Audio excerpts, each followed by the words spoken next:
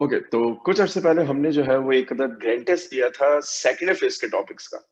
इस recorded session का मकसद है कि हम जो है वो उन आंसर्स को डिस्कस करें। मैं सारे आंसर डिस्कस करूंगा, उनकी वर्किंग शो करूंगा। उसके बाद भी अगर कोई कमी रह जाए कि किसी को लगे नहीं सर मुझे ये सोल्यूशन समझ में नहीं आया, तो फील फ्री टू आस्क। आपके पास व्हाट्सएप ग्रुप मौजूद है, आपके पास जो है वो गूगल क्लासरूम का फोरम मौजूद है। आपको कहीं पर भी कंफ्यूजन है, डोंट हेजिटेट, जस्ट आस्क। तो अब पेपर जो है वो आपके सामने, वो बच्चे जिन्होंने टेस्ट नहीं दिया, बहरहाल अब वो सोल्यूशन से जो है वो फायदा उठा सकते हैं। जिन्होंने टेस्ट दिया था उनको कंफ्यूजन थी, बहुत से बच्चों ने जो है वो डायरेक्टली मैसेज करके अपनी कंफ्यूजन दूर कर ली। फिर भी मुझे ऐसा लगा कि जितने बच्चों ने टेस्ट दिया और जितने बच्चों ने अपने डाउट्स क्लियर करवाए, उनमें जो है ना वो रेशो जो है ना वो आटे में नमक के बराबर था। यानी बहुत कम ही बच्चों ने क्वेश्चन पूछे, या तो आप बहुत बिजी हैं आजकल अपनी प्रिपरेशन के हवाले से। तो मैंने सोचा कि मैं एक एक कोशिश ये भी करके देख लें, पूरा पेपर जो है वो सॉल्व करके दे देते हैं। फिर भी अगर कोई कंफ्यूजन रह जाए तो आप बिल्कुल पूछ सकते हैं। देखिए, क्वेश्चन नंबर 1 था, विच of the following charge is possible. देखिए, ये आइडिया इस बात से लिंक्ड है कि कोई भी ऑब्जेक्ट चार्ज कैसे गेन करती है जब आप उसको इलेक्ट्रॉन देते हैं या आप उससे इलेक्ट्रॉन ले लेते हैं। तो इसका मतलब है जो भी चार्ज आएगा वो मल्टीपल ऑफ इलेक्ट्रॉन होगा। जो भी चार्ज आएगा वो मल्टीपल ऑफ इलेक्ट्रॉन होगा। याद है ना, हम एक फॉर्मूला पढ़ा करते थे, Q is equal to n times E। जो नंबर ऑफ इलेक्ट्रॉन्स है, अगर आप उन्हें चार्ज ऑफ इलेक्ट्रॉन से मल्टीप्लाई करें तो आपको टोटल चार्ज मिल जाएगा। अब चार्ज ऑफ इलेक्ट्रॉन होता है 1.6 एक्सपोनेंट माइनस 19 कूलम। तो अब अगर एक इलेक्ट्रॉन गेन या लूज करता है कोई भी सब्सटेंस, तो उस पर चार्ज आएगा 1.6 एक्सपोनेंट माइनस 19, डिपेंडिंग कि उसने गेन किया तो नेगेटिव, उसने इलेक्ट्रॉन लूज किया तो पॉजिटिव। अगर ये दो इलेक्ट्रॉन होंगे तो 2 इंटू 1.6 यानी 3.2 बन जाएगा। तीन इलेक्ट्रॉन होंगे तो 4.8 बन जाएगा। यानी अगर मैं आपकी जगह होता तो मैं क्या करता, जितने मुझे ऑप्शंस गिवन थे मैं सिर्फ ये चेक करता कि इसमें मल्टीपल ऑफ 1.6 कौन है। और अब अगर आप ऑप्शन देखें तो 1.6 का मल्टीपल नहीं है, 2.4 नहीं है, 3.2 है, इवन 4.8 भी है। तो फॉर्चुनेटली और अनफॉर्चुनेटली इस सवाल में दो ऑप्शंस ठीक थे। 3.2 एक्सपोनेंट माइनस 19 कूलम भी सही है और 4.8 एक्सपोनेंट माइनस 19 कूलम भी सही है, क्योंकि दोनों ही मल्टीपल थे। मैंने इवन जो इसकी ऑटोमेटिक ग्रेडिंग होती थी, मैंने दोनों को ही सही आंसर माना हुआ है। तो आप में से जिस किसी ने भी कोई एक भी ऑप्शन मार्क किया हुआ है, उसको डेफिनेटली जो है वो मार्क मिल गए होंगे। Two metal plates are separated by a distance of 2 x minus 3 meter. A proton is situated between the plates when the potential difference between the plate is 9 volt. The force on the proton will be। देखिए, जब भी question हमारे पास इस तरह का आता था, दो प्लेट्स का, उन दोनों के दरमियान पोटेंशियल डिफरेंस का जिक्र होता था, तो जो चीज मेरे जहन में आती है वो ये है कि मेरे पास दो हॉरिजॉन्टल प्लेट्स हैं। उन हॉरिजॉन्टल प्लेट्स के दरमियान मुझे सेपरेशन गिवन है, और वो सेपरेशन कितनी गिवन है, 2 exponent minus 3, this is delta R. मुझे दोनों प्लेट्स के दरमियान पोटेंशियल डिफरेंस गिवन है, डेल्टा वी। तो आप क्या कर सकते थे, आपके जहन में फॉर्मूला आना चाहिए था सर, डेल्टा वी बराबर होता है ई डेल्टा आर के। आप यहां से ई की वैल्यू निकाल सकते हैं, कैसे, delta we over delta R, 9/2 exponent minus 3। अभी आपकी मर्जी, आप इसे यहीं पे सॉल्व करना चाहे बिल्कुल सॉल्व कर लें, क्योंकि कैलकुलेशन कोई बहुत मुश्किल नहीं। 9/2 क्या बन जाएगा, 4.5। 10 पावर -3 न्यूमरेटर में जाएगा तो ये आंसर आ जाएगा न्यूटन पर कूलम। जब एक दफा ई की वैल्यू आ गई, मुझे तो क्वेश्चन में फोर्स चाहिए। मैं क्या करूंगा, मैं फोर्स के लिए फॉर्मूला लिखूंगा, F is equal to E times Q। E is 4.5 exponent 3. The value of Q is, सवाल में बात है प्रोटॉन की। आप देखें, मैंने प्रोटॉन को जब अभी येलो कलर से हाईलाइट किया, क्वेश्चन में उन्होंने जिक्र किया प्रोटॉन का, तो प्रोटॉन का चार्ज कितना होता है, 1.6 एक्सपोनेंट माइनस 19। ठीक, अच्छा, अब अगर मैं 4.5 को 2 से मल्टीप्लाई करूं तो 9 आंसर आना चाहिए। 4.5 को अगर मैं 1 से मल्टीप्लाई करूं तो 4.5 आना चाहिए। इसका मतलब है मेरा आंसर 4.5 और 9 के दरमियान होना चाहिए। अब 4.5 और 9 के दरमियान मुझे जितने आंसर जो है वो नजर आते हैं, उसमें मुझे ऑप्शन नजर आ रहा है 8.9 एक्सपोनेंट माइनस 18 और 7.2 एक्सपोनेंट माइनस 16। अब ये 10 पावर 3 है और 10 पावर 19 है। ये पहली फुर्सत में क्या बन जाएंगे, 10 की पावर माइनस 16। तो इसका मतलब है 10 की पावर माइनस 16 जो है ना, वो मुझे सही आंसर देगा। मैंने सिर्फ पावर्स देखी तो 8.9 एक्सपोनेंट माइनस 18 10 की पावर माइनस 18 है। माइनस 18 पावर तो नहीं आ रही। मैं माइनस 16 को जो है वो मार्क कर दूंगा, यानी ऑप्शन डी। मैंने मार्क कर दिया ऑप्शन डी को। अच्छा, अब अगर कोई बोले कि सर मेरे पास दो ऑप्शन ऐसे होते हैं जिन दोनों ऑप्शन में 10 की पावर माइनस 16 होता, तो फिर एक अलग बात थी, फिर आपको मल्टीप्लाई करना पड़ता। और इतने न्यूमेरिकल आपको सॉल्व करवाए, अब मेरे ख्याल से मुश्किल नहीं होनी चाहिए। देखिए 4.5 से अगर 1.6 को मल्टीप्लाई करना है, तो अगर मैं मल्टीप्लाई कर दूं, मैं क्या करूंगा, मैं पहले 4 को 16 से मल्टीप्लाई करूंगा। तो 16 टू 4 इज 64। ये 1.6 है तो ये बनना चाहिए 6.4। फिर मैं 1.6 को 0.5 से मल्टीप्लाई करूंगा। मेरा जुमला आपके कानों में गूंजना चाहिए कि जब भी कोई नंबर 0.5 से मल्टीप्लाई होता है तो आधा हो जाता है। तो 1.6 इंटू 0.5 क्या बनेगा, 0.8। दोनों को ऐड कर लेंगे 7.2 आ जाएगा। यानी मैंने पूरा कैलकुलेट करके भी दिखा दिया है कि ये आंसर आया कैसे। Question 3, two capacitor of 10 picofarad and 20 picofarad are connected in series across a 120 volt power supply. The potential difference across each will be. Solve करने के दो तरीके हैं। पहला तरीका, क्योंकि सीरीज कॉम्बिनेशन है, मैं क्या कर सकता हूं, सीरीज कॉम्बिनेशन में मैं फॉर्मूला इस्तेमाल कर सकता हूं 1/c इक्वल 1/10 प्लस 1/20। सिंप्लीफाई कर लेंगे 2 + 1 3/20। ये वैल्यू आ गई किसकी, 1/c की। तो c का मतलब क्या बनेगा, 20/3। और 20/3 शायद आपको याद है 3 और 20 को अगर आप डिवाइड करें तो 3 × 6 = 18 होता था। तो ये 6.66 पिको फैरेड मेरे पास इक्विवेलेंट आ जाएगा। जब मेरे पास इक्विवेलेंट आ गया तो आप सेकेंड ईयर में कैसे सॉल्व करते थे, इक्विवेलेंट निकालने के बाद आप कहेंगे Q बराबर होता है C V के। 6.6 और V हमारे पास कितना है, 120। इसको मल्टीप्लाई कर लेंगे, आपको वैल्यू मिल जाएगी किसकी, टोटल चार्ज की। तो मैं इसे ऐसे ही रहने देता हूं 6.6 इंटू 120 माइक्रोकूलम। क्योंकि सीरीज कॉम्बिनेशन में चार्ज की वैल्यू सेम रहती है। तो अब आप क्या करेंगे, आपको पोटेंशियल डिफरेंस चाहिए लेट से 10 पिकोफैरेड के लिए।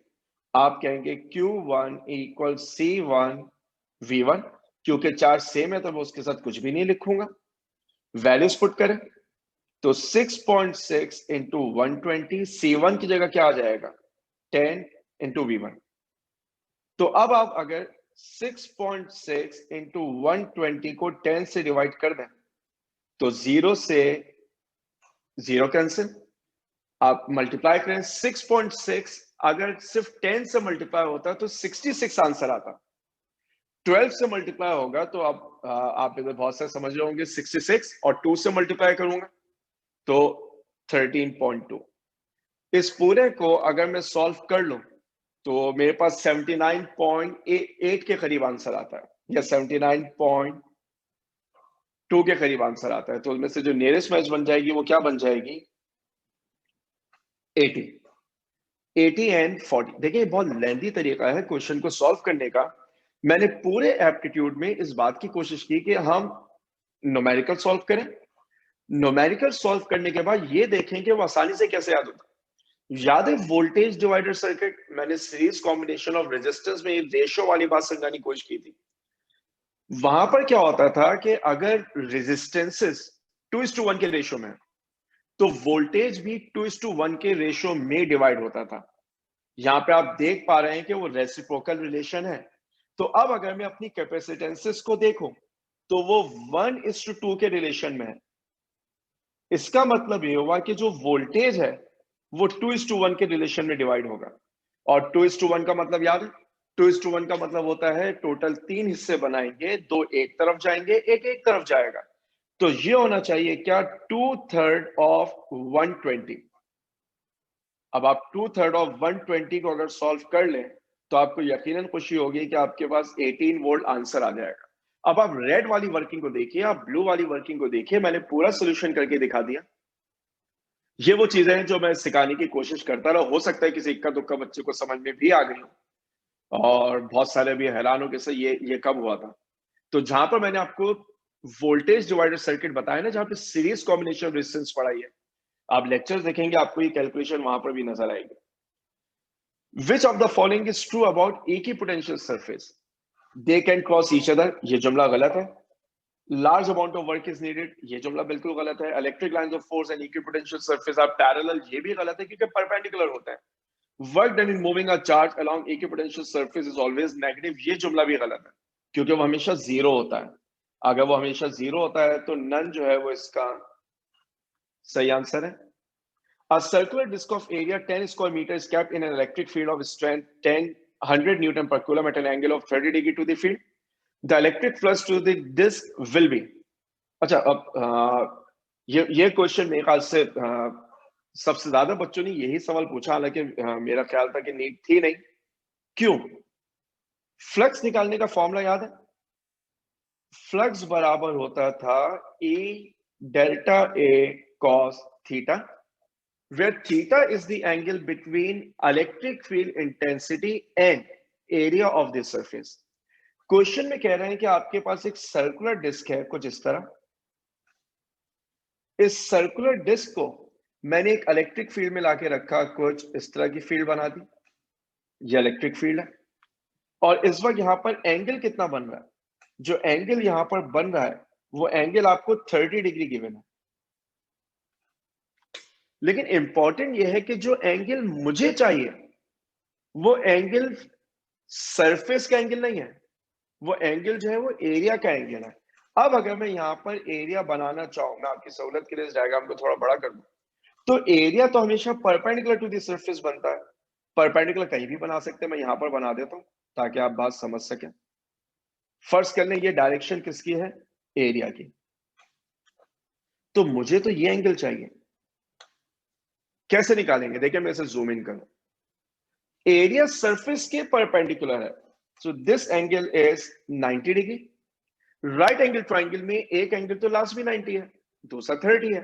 तो जो एंगल बच जाएगा वो एंगल आपके पास कितना होना चाहिए? 60 डिग्री। तो 60 डिग्री का मतलब ये वाला एंगल जो मैंने यहां पर बनाया ये 60 डिग्री का है। अगर ये 60 है तो ये भी कितना होना चाहिए? 60। This is the angle between electric field intensity and area. Values put कर दीजिए सिंपल। फ्लक्स बराबर होगा intensity is 100, area is 10, 10 cos of 60। शायद आपको याद आ जाए कि cos 60 जो है वो 0.5 होता है, तो 100 इंटू 10 1000 बनेगा। दोबारा याद दिला रहा हूं, 0.5 से कोई चीज मल्टीप्लाई होगी आधी हो जाएगी। 1000 का आधा जो है वो 500 बनेगा, तो मेरे पास आंसर आ जाएगा 500 न्यूटन मीटर स्क्वायर पर coulomb. A negative charge always move from, negative charge हमेशा मूव करता है लो पोटेंशियल से हाई पोटेंशियल की तरफ। ठीक है, नेगेटिव हमेशा लो से हाई जाते हैं। याद है ना वो इलेक्ट्रिक पोटेंशियल में हम कहते थे पॉजिटिव चार्ज है वो सोर्स के करीब होता है, क्योंकि सोर्स हम पॉजिटिव लेते थे डेरिवेशन में, तो वो पॉजिटिव से अवे जाता था। V इक्वल के क्यू ओवर आर है। जैसे जैसे आप दूर जाएंगे पोटेंशियल कम हो रहा है, यानी positive charge always travel from high potential to low potential and negative charge always travel from low to high. Decreasing the separation of two identical positive charges by 1/2 will cause the force of repulsion to change by a factor of, देखें बात हो रही है Coulomb's law की, K Q1 Q2 over R square.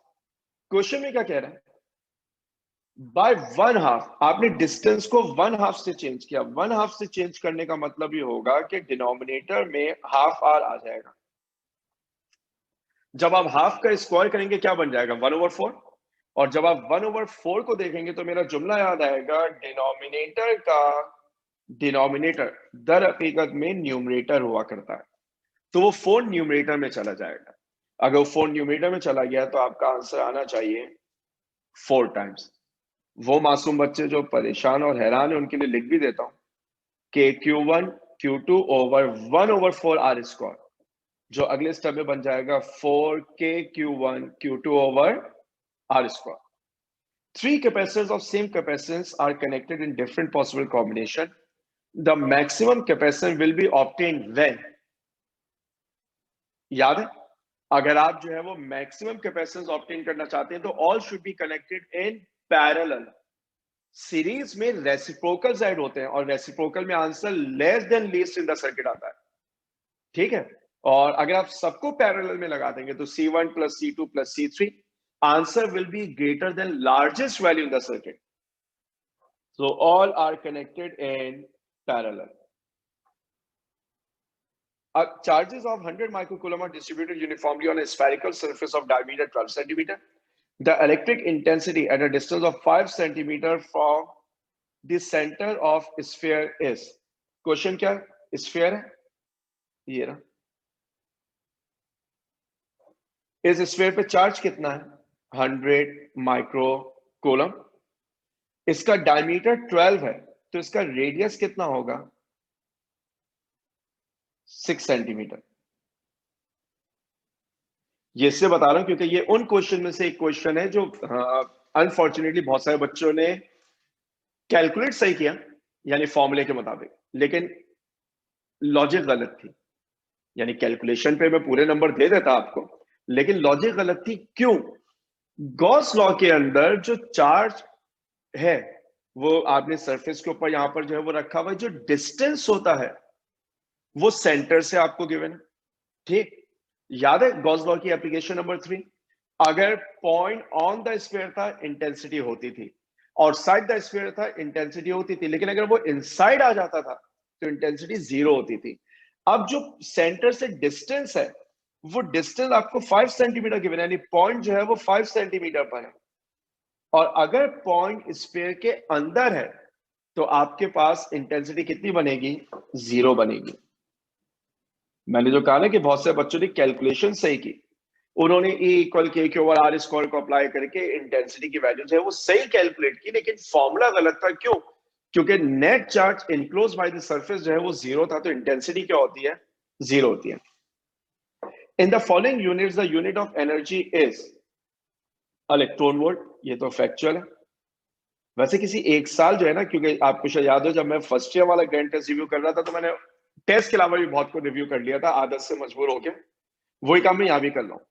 आप electron volt की बात करें, आप प्रोटॉन वोल्ट की बात करें, न्यूमेरिकली दोनों सेम है, क्योंकि Q डेल्टा V दोनों का चार्ज जो है वो सेम होता है। A wire of resistance R and length L is broken into 2 equal parts and then the 2 segments are joined in parallel. The equivalent resistance will be, शायद आपको याद है मैंने आपसे कहा था कि जो वायर होता है ना उसको स्ट्रेच करने का मतलब कुछ और है, उसको कट करने का मतलब कुछ और है।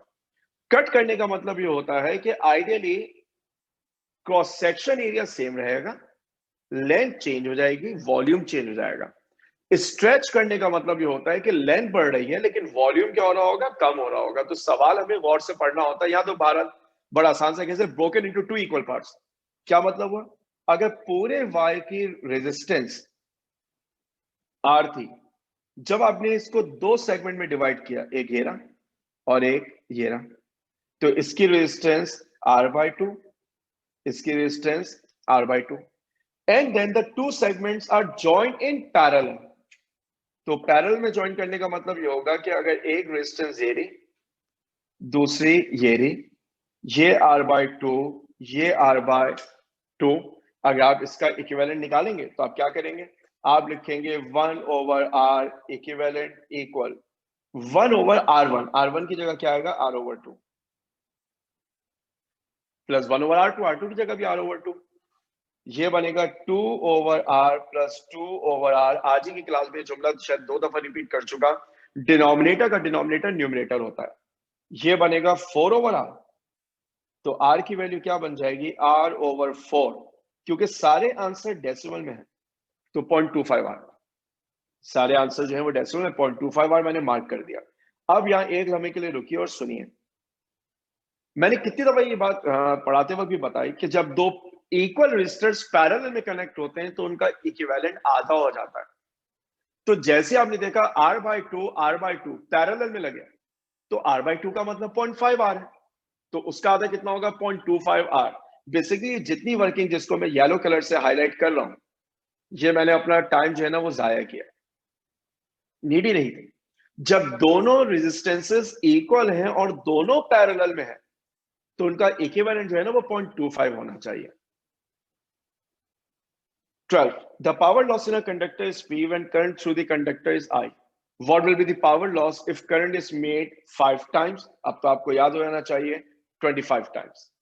ठीक है, इसका आंसर जो है वो 25 times होगा। You are given 3 resistors each of 2 ohm. How would you arrange these resistors to obtain an equivalent resistance of 3 ohm? अब अगर आपके पास 3 रेजिस्टर्स हैं और तीनों इक्वल हैं तो मैक्सिमम कितनी पॉसिबिलिटीज हो सकती है इनको कनेक्ट करने की, देखें 1 2 3 all in series, 1 2 in series, 1 in parallel, 2 in parallel, 1 in series and all in parallel. जुमला सुन लें, अगर तीनों इक्वल हैं तो तब आपके पास ये पॉसिबिलिटीज हैं कि आप जो है वो उनको इन 4 कॉम्बिनेशन में कनेक्ट कर लें। मुझे कितना आंसर चाहिए, 3। तो अब एक तरीका तो ये है कि आप चारों सर्किट सॉल्व कर लें। अब ये तो फिर वही है ना कि जितना गुड़ आपने डाला है उतना ही वो मीठा होना है, जितनी आपकी प्रैक्टिस है। आप फौरन क्लिक कर जाएगा कि 2 ओम पैरेलल में होगा तो इक्विवेलेंट 1 आएगा, जब उस 1 को एक 2 के साथ सीरीज में लगाएंगे तो 3 आएगा। यानी 2 पैरेलल होने चाहिए और 1 जो है वो सीरीज होना चाहिए, यानी 2 पैरेलल 1 सीरीज। ये हमारे पास जो है वो आंसर हो जाएगा, ये वाला सेकंड। ठीक, question number 14. A rectangular bar of iron is 2 centimeter by 2 centimeter in cross section and 20 centimeter long. What is the resistance of the bar across its rectangular end? This was the key actually. ये हमारे लिए जो है ना बड़ा important था, rectangular and. Data देख लीजिए, क्वेश्चन में आपको रेक्टेंगुलर बार 2x2 की गिवन है एंड 20 सेंटीमीटर लॉन्ग, तो बेसिकली आपको ये गिवन है, एक स्क्वायर,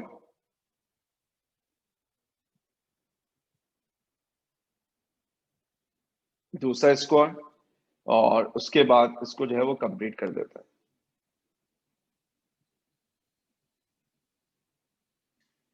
देख, क्वेश्चन में आपसे कह रहे हैं कि ये वाला डिस्टेंस 2 है, ये वाला डिस्टेंस 2 है और लेंथ कितनी है 20 सेंटीमीटर।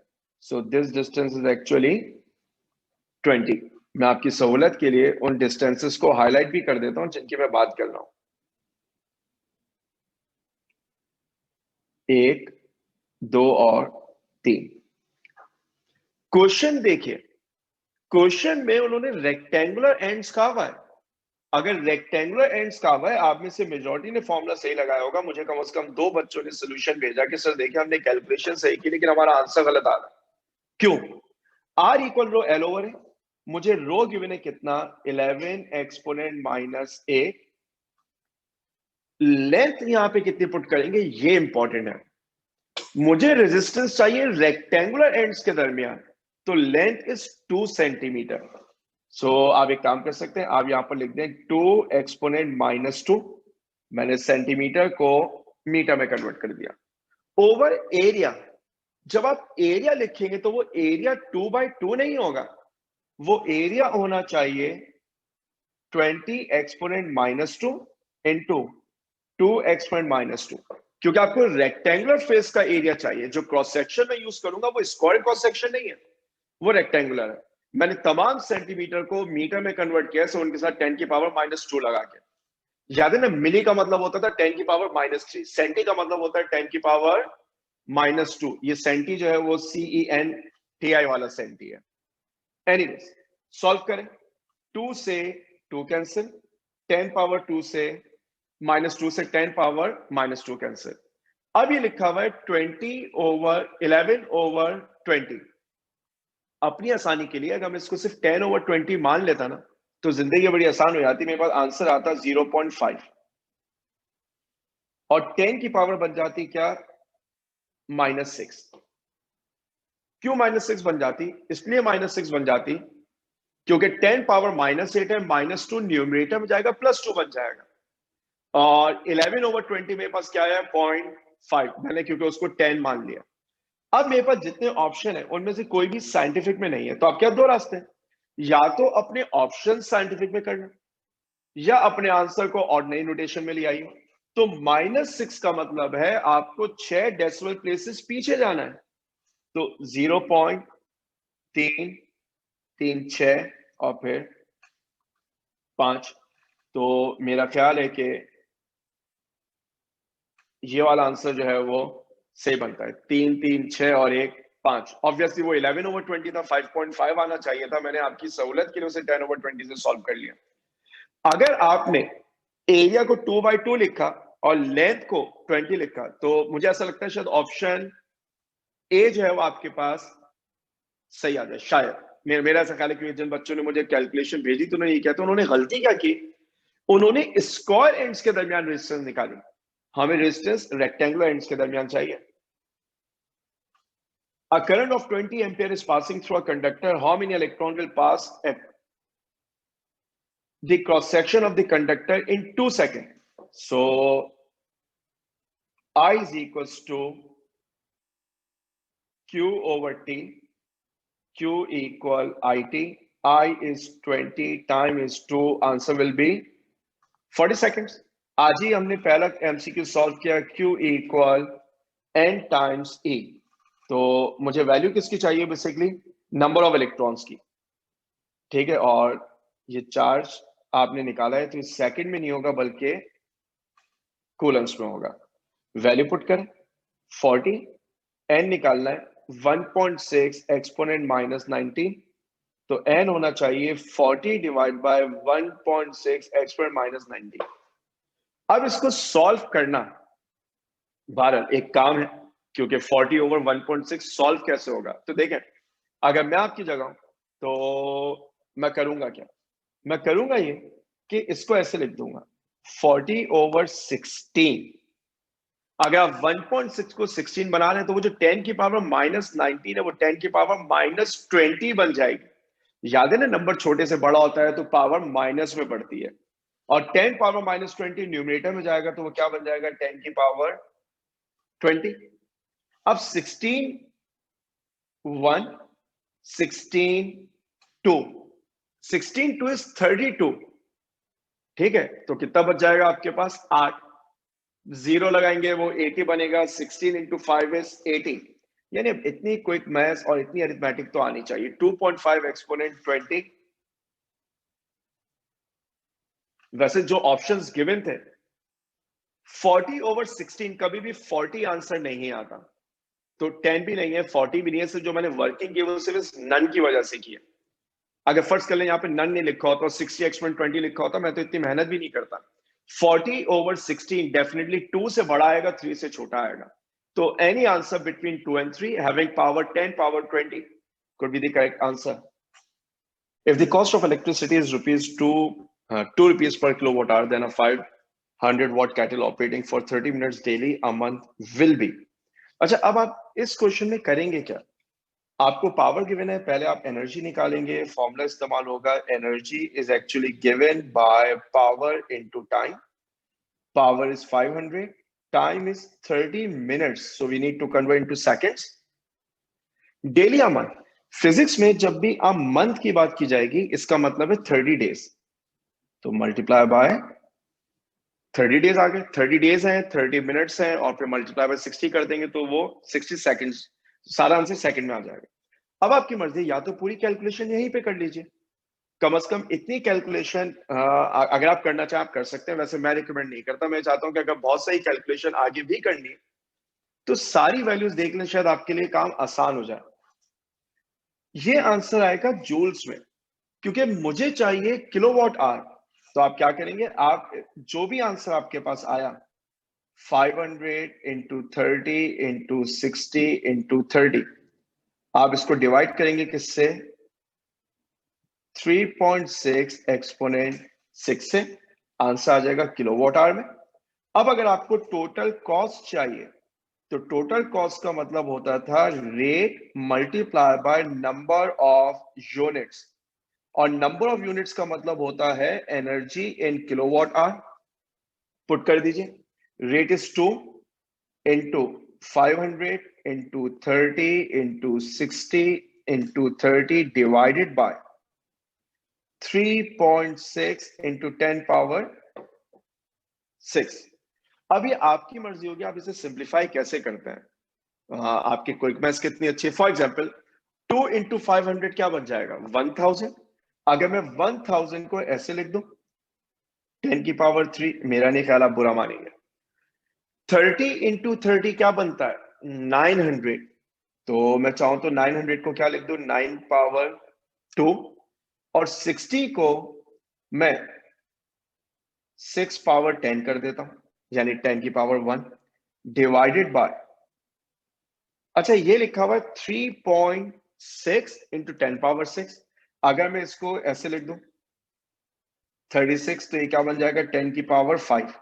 मुझे ऐसा लगता है कि इससे काम थोड़ा आसान हो जाएगा। कैसे, 6 1 होता है, अच्छा मैं कैंसिलेशन के लिए कलर चेंज कर दूं, 6 1 6 6 3 3 9, 3 इंटू 2 इज 6। तो अब देखिए न्यूमरेटर में कोएफिशिएंट सिर्फ 1 रह गया, 1/2 का मतलब क्या होना चाहिए, आपके पास आना चाहिए कितना, इनफैक्ट हाँ न्यूमरेटर में जो है वो मेरे पास 3 बचा हुआ है। मैंने देखा नहीं, आपके लिए मैं दिखा दूं। न्यूमरेटर में लिखा हुआ है 3, डिनोमिनेटर में लिखा हुआ है 2। सो 3/2 का मतलब क्या बन जाएगा, 1.5। अब देखें 10 की पावर 3, 10 की पावर 2, 10 की पावर 1, मैं सारे न्यूमरेटर्स की बात कर रहा हूं, तो ये बन जाएगा 10 की पावर 6। ये 10 की पावर 5 जो डिनोमिनेटर में है, न्यूमरेटर में जाएगा तो क्या बन जाएगा, -5। 1.5 एक्सपोनेंट 1, मेरा आंसर क्या आ जाएगा, 15। तो मेरे पास जो है वो 15 जो है वो अमाउंट होना चाहिए। What potential difference is needed to charge a battery of 30 volt when its internal resistance is 0.8 ohm at 2 ampere steady current? याद है जब मैंने EMF पढ़ाया था तब ये बात बताई थी कि दो फॉर्मूले थे, E is equals to V plus IR। ये कब अप्लाई करते थे, जब सेल आपके पास डिस्चार्ज होता था, और दूसरा हमारे पास क्या होता था, A is equals to V minus IR, जब आप सेल को चार्ज करते थे। यहां पे सेल को चार्ज करने की बात हो रही है तो मैं डेफिनेटली ये वाला फॉर्मूला यूज करने वाला हूं। वैल्यूज पुट करें, वी की वैल्यू निकाल लें। मैं आपको वो तरीका याद दिलाऊं जो मैं पढ़ाते वक्त बता रहा था कि what potential difference is needed to charge a battery of 30 volt, तो मुझे चाहिए लॉस वोल्टेज कितना है, 0.8 इंटू 2 एम्पियर, दैट इज 1.6। तो 30 में 1.6 को ऐड कर दें, 31.6, बगैर किसी मेहनत के आप आंसर निकाल लेते। वो बच्चे जिनके सर पे से सारी बातें गुजर गई उनकी आसानी के लिए, EMF कितना गिवन है, 30, V मुझे मालूम करना है, I कितना है 2, R कितना है 0.8, 30 इक्वल V माइनस 1.6, सो V बन जाएगा 30 प्लस 1.6 यानी 31.6 वोल्ट। आप कैलकुलेट करके निकाल लें, या अगर आपके जहन में जो है वो पूरी लॉजिक मौजूद है कि आपको सिर्फ करना क्या है, लॉस वोल्टेज निकालना है, बैटरी के EMF में ऐड कर देना है, आपको पता चल जाएगा what source is actually needed. 20 ohms and 60 ohms resistors are connected in series to a 100 volt power supply. The potential difference across each, ये वो बात है जो अभी थोड़ी देर पहले मैं कैपेसिटर वाले क्वेश्चन में समझा रहा था। क्या कि 20 और 60 का रेशियो क्या है, 1:3। 1:3 का मतलब है अगर रेजिस्टेंसेस का रेशियो ये है तो वोल्टेज का रेशियो भी क्या होगा 1:3। 1:3 का मतलब होता है टोटल 4 पार्ट्स। तो एक यहां पर कितने में से 4 में से किसका 100, आंसर क्या आ जाएगा 25 वोल्ट। तो मेरा ख्याल है कि 25 और 75 हमारे पास आंसर बन जाएगा। What is the smallest total resistance which can be obtained by combination 6 ohm and 12 ohm? Resistance में कब smallest मिलेगी when they are connected in parallel? So 1 over R equal 1 over 6 plus 1 over 12. LCM लेंगे 2 plus 1, 3 over 12. This is 1 over R. So R will be 12 over 3, which means 4 ohms. The circuit diagram shows a network of resistors. Each of resistors are. What is the total resistance? पहली चीज जो आपको note करनी है वो ये कि ये वाला पूरा नेटवर्क, ये वाला पूरा नेटवर्क और ये वाला पूरा नेटवर्क, ये दोनों एक्चुअल में सीरीज में कनेक्टेड है। ये दोनों एक्चुअल में सीरीज में कनेक्टेड है। पहली चीज, दोनों आइडेंटिकल है। अगर आप गौर से देखें, मैं इस वाले नेटवर्क को अगर यहां से निकालूं,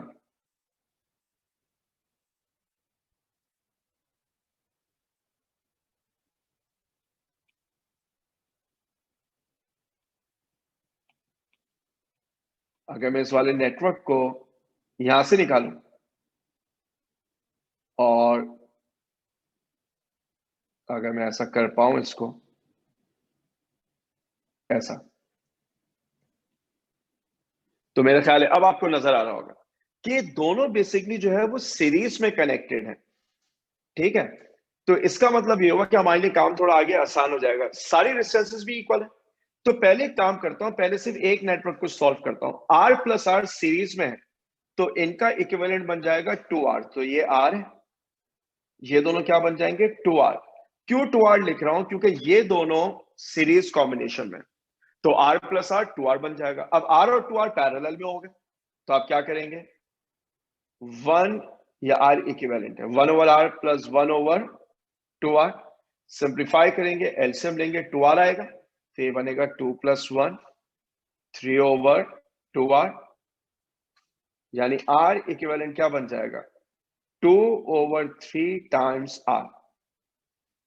अच्छा, क्योंकि दोनों नेटवर्क आइडेंटिकल थे, अगर इसका इक्विवेलेंट 2 टाइम्स 2 ओवर 3R है तो फिर इसका भी कितना आने वाला है 2 ओवर 3R। दोनों सीरीज में कनेक्टेड है, तो इक्विवेलेंट कैसे निकाला जाएगा 2 over 3R plus 2 over 3R। Denominator से में सिंपली ऐड करना है, तो मेरे पास 4 ओवर 3R आ जाएगा। जिन बच्चों की अरिथमेटिक अच्छी है वो ये कहेंगे सर जब दोनों आइडेंटिकल है तो सिर्फ एक को सिर्फ 2 से मल्टीप्लाई कर दें, 2 इंटू 2 ओवर 3R, रिजल्ट तब भी आपके पास 4 ओवर 3R आना। या तो दोनों को ऐड कर दें या सिंपली डबल कर दें। A force acting on a charge projected into a magnetic field of induction maximum when the angle between magnetic field of induction and the velocity of the particle is 90 degree. Which of the following relates current through a conductor and a drift velocity of electron I is equals to NaEV? A current carrying coil is suspended freely in a uniform magnetic field such that magnetic line of force are parallel. देखिए, अगर line of force perpendicular हो तो flux maximum होता है। यहाँ पे line of force parallel है, तो याद आ रहा है कुछ ऐसी सूरत हाल है। ये आपके पास फील्ड है, ये आपके पास कॉइल है। तो अब शायद आपको याद आ जाए कि ऐसी सूरत में टॉर्क मैक्सिमम होता था, तो आप क्या कहेंगे torque acting on the coil is maximum. अगर वो आपको बीना कॉज अल्फा वाली जो है वो कहानी याद है, तो यहाँ पर टॉर्क क्या बन जाएगा मैक्सिमम। आप बाकी फैक्टर देखेंगे वो पॉसिबल नहीं है। मैग्नेटिक फ्लक्स मैक्सिमम नहीं हो सकता, इलेक्ट्रिक फ्लक्स मैक्सिमम नहीं होगा। यहां बनेगा torque acting on the coil is maximum. Which of the following will be deflected the most in a magnetic field? देखिए, डिफ्लेक्शन का ताल्लुक था radius of the circular path से, R equal mv over QB, ये radius था। और आपको याद है रेडियस और डिफ्लेक्शन इनवर्स होते थे। जो बड़ा रेडियस बनाएगा उसमें डिफ्लेक्शन कम है, जो छोटा रेडियस बनाएगा उसमें डिफ्लेक्शन ज्यादा है। अब यहाँ पे कितने पार्टिकल का जिक्र हो रहा है? Electron, proton, neutron. Number one, neutron तो न्यूट्रल है, मैग्नेटिक फील्ड उस पर फोर्स नहीं लगाती, लिहाजा न्यूट्रॉन वाला ऑप्शन तो मैं बगैर किसी कैलकुलेशन के रिजेक्ट कर दूंगा। जब ये रिजेक्ट हो गया तो ऑल ऑफ द अबव खुद ब खुद रिजेक्ट हो गया। अब मेरे पास तीन ऑप्शन बचे, slow moving electron, fast moving electron, slow moving proton. तो मुझे ये याद है कि इलेक्ट्रॉन और प्रोटॉन में चार्ज सेम है, सेम फील्ड है, ठीक है। तो इसका मतलब है डिनोमिनेटर भी हमारे लिए कोई डिसेसिव फैक्टर नहीं है। अब ये सब डिपेंड कर रहा है किस पे, मास और वेलोसिटी पे। तो प्रोटॉन का मास तो ज्यादा है, वो 1835 वाला फैक्टर आपके जहनों में होगा, तो प्रोटॉन नहीं हो सकता। अब कौन है? इलेक्ट्रॉन, या तो स्लो मूविंग इलेक्ट्रॉन या फास्ट मूविंग इलेक्ट्रॉन। तो अगर फास्ट मूविंग इलेक्ट्रॉन होगा तो रेडियस की वैल्यू ज्यादा आएगी, mv। अगर स्लो होगा तो रेडियस की वैल्यू कम आएगी, क्योंकि मास कांस्टेंट बन गया। तो मेरे हिसाब से स्लो मूविंग इलेक्ट्रॉन इसका जो है वो सही आंसर है। Output of a generator can be increase by spinning it slowly, नहीं हो सकता। यूजिंग अ स्ट्रॉन्ग मैग्नेट बिल्कुल हो सकता है। यूजिंग अ हेवियर कॉइल, अगर आपको वो इक्वेशन याद है, ओमेगा बी एंड ए, वहां पे वेट का कोई हिसाब किताब नहीं। ऑल ऑफ द अबव नहीं हो सकता, तो अब यहाँ पे एक ही ऑप्शन बचा, using a strong magnet. Due to the magnetic force, a positively charged particle executes uniform circular motion with a uniform magnetic field within a uniform magnetic field B. If the charge is q and the radius of its path is r, which of the following expression gives the magnitude of linear momentum? अभी थोड़ी देर पहले formula बताया था, r is equal to mv over qb. This mv is linear momentum, so linear momentum is qbr. इसका मतलब QBR आपके पास जो है वो सही आंसर था। What is the flux density at a point 5 centimeter from the long straight wire when there is a current of 25 ampere in the wire? Biden-Savart law का question है। Mu naught I over 2 pi R. This is the formula for B. Mu naught is 4 pi exponent minus 7. I is 25. 2 pi. Distance is 5 exponent minus 2. देखिए आपको याद है 5 centimetre 0.05 होता है। मैं scientific में लिखता हूं क्योंकि मुझे ऐसा लगता है कि काम थोड़ा आसान हो जाएगा। पाई से पाई कैंसिल, 5 1 5 5 2 1 2 2। तो अब मेरे पास न्यूमरेटर में बचेगा 10 इंटू 10 पावर माइनस 7, और ये माइनस 2 न्यूमरेटर में जाके प्लस 2 बन जाएगा। मैंने इन दोनों को मल्टीप्लाई करके 10 बनाया, ये 2 और 5 को। तो अब मेरे पास जो आंसर आने वाला है वो आने वाला है 10 की पावर -4, यानी ये वाला option. A circuit in which there is a current of 15 ampere is changed so that the current falls to 0 in 0.1 second. If an average EMF of 200 volt is induced, what is the self-inductance of the circuit? तो आप formula apply करेंगे, EMF is equals to L delta I over delta T। सवाल में EMF आपको कितना given है? 200। L मुझे मालूम करना है। अगर मैं डेल्टा I की वैल्यू को देखूं तो वो कितना होगा मेरे पास? 15। मेरे पास टाइम कितना है? 0.1। मेरे पास टाइम जो है वो 0.1 है। वैसे आप में से बहुत से बच्चे जो है वो EMF की इक्वेशन में माइनस साइन लगाते हैं, आप बिल्कुल लगाइए। उस समय डेल्टा आई का ख्याल करना होगा कि डेल्टा आई जो है वो फाइनल माइनस इनिशियल से निकालेंगे तो माइनस ही आने, तो वो माइनस माइनस अल्टीमेटली क्या हो जाएगा?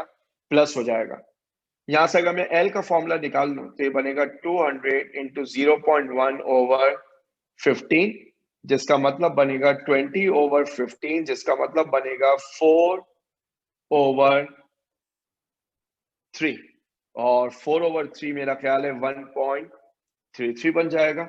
इस एतबार से 1.33 हेनरी जो है वो इसका आंसर है। A 3 centimeter length of a wire is moved at right angle. Right angle का मतलब थीटा कितना हो जाएगा? 90 degree. Across a uniform magnetic field. तो देखो मैं साथ साथ लिखता भी जाता हूँ। ये वो टेक्निक है जो मैं पढ़ाते वक्त करता था कि डेटा लेबल करते जाए। लेंथ गिवन है एंगल गिवन है, स्पीड गिवन है, फ्लक्स डेंसिटी गिवन है, इंड्यूस्ड ईएमएफ चाहिए। यादें कैसे निकालते थे? L V B sin theta, length is 3 exponent minus 2, velocity is 2, b is 10 and sine of 90। सब मल्टीप्लाई कर लें, ये आपके पास जो है वो क्या बनना चाहिए, ये आपके पास बनना चाहिए 3 इंटू 2 क्या बन जाएगा 6, 10 की पावर -1। क्यों -1? क्योंकि ये -2 है और ये 10 की पावर 1 है, और 6 इंटू 10 पावर -1 0.64। मेरे पास जो है वो ये आंसर आ जाएगा। Energy loss due to eddies current can be minimised by, याद है आपको, using laminated iron core.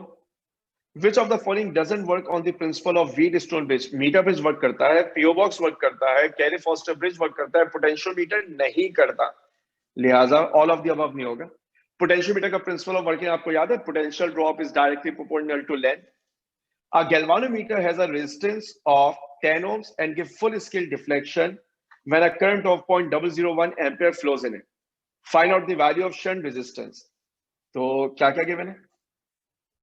Resistance of galvanometer, IG, I, shunt का फॉर्मूला क्या होता था?